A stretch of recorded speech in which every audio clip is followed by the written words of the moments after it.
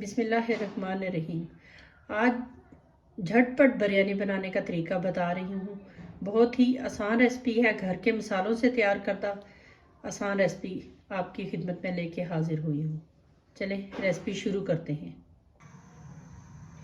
1 cup oil शामिल कर लिया मैंने। अभी इसको गर्म होने के बाद हम इसमें प्याज बारीक मैंने काट लिया था उसको शामिल करेंगे।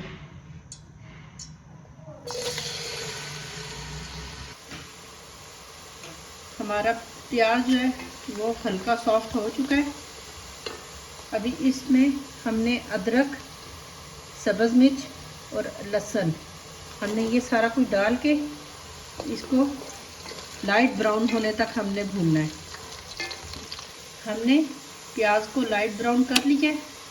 प्याज, लहसुन, अदरक इस टाइम पे आके हमने चूल्हे को बंद करके ये सारी चीज़ें एक प्लेट में अलग से निकाल लें। जिस ऑयल में मैंने प्याज निकाली है उसी ऑयल में हम टमाटर ऐसे मोटे मोटे काट के तो इसको बीच में रख देंगे।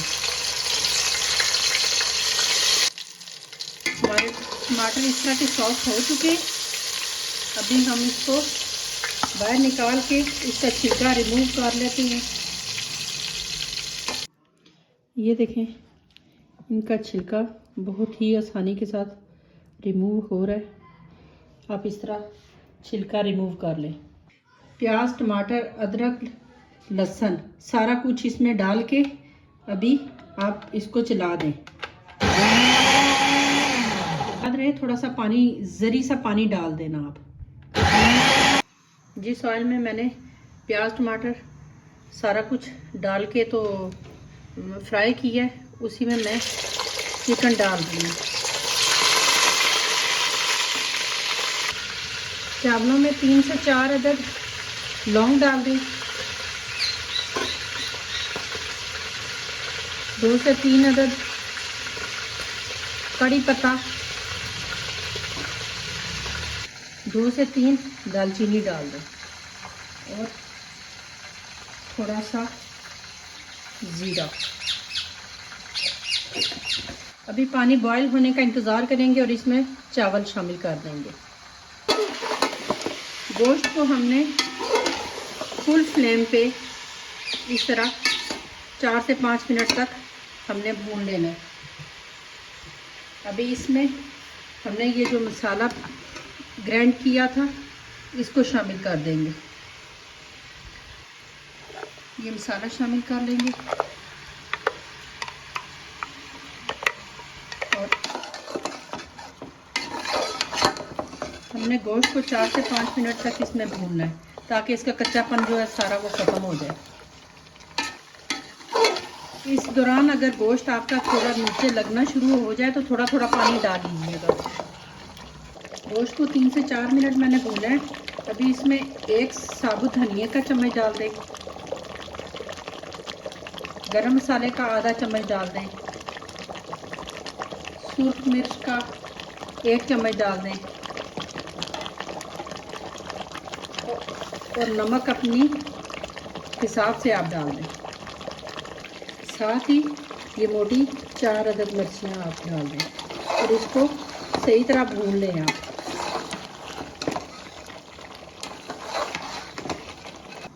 हमारे चावलों के पानी में उबाल आ चुका है।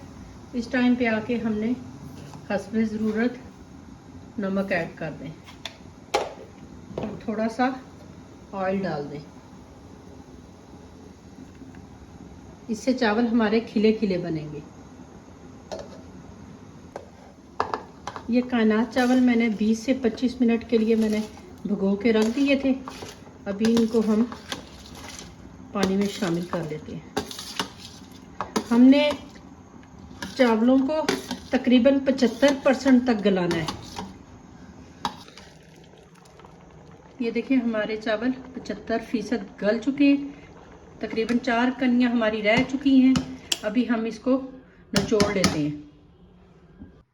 हमने चावलों को निचोड़ लिया है। अभी हम चावलों की तह पहले हमने नहीं लगानी है। हमने पहले गोश्त की तह लगानी है।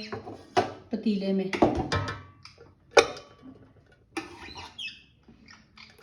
आप पहले अगर चावलों की तह लगाएंगे तो वो चावल जो है वो साथ लग जाते हैं।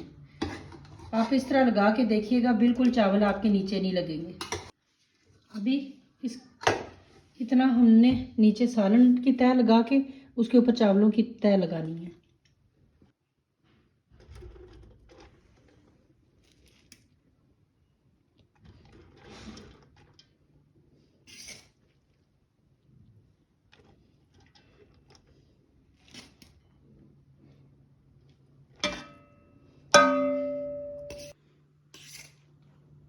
इस तरह चावलों की तह लगा लें और फिर उसके ऊपर हमने दूसरी तह जो है सालन की लगानी है।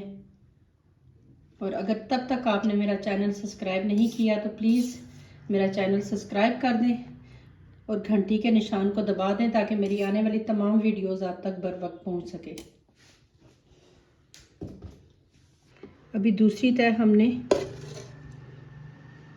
इस तरह सालन की और चिकन की लगा लेनी है।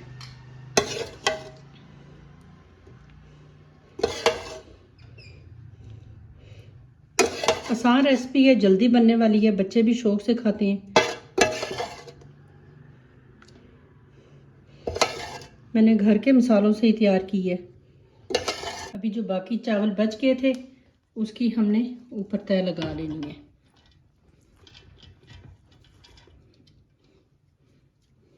चावलों की सारी तह लगा दी है। अभी आप हरी मिर्चियाँ और थोड़ा सा पुदीना, थोड़े से लीमू अब डाल के हल्की आंच पे दम दे दें। और याद रहे कि दम देने के लिए जब आप चावलों को रखें तो ऊपर कोई वजनी चीज़ रख दें।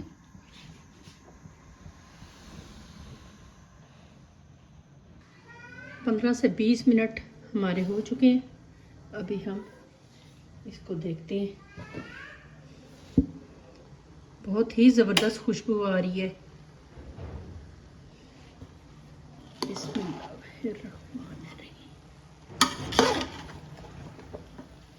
हमारे चावल ज़रा भी नीचे नहीं लगे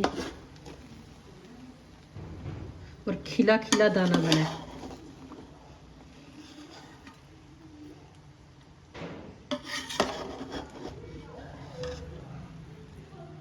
ये देखिए,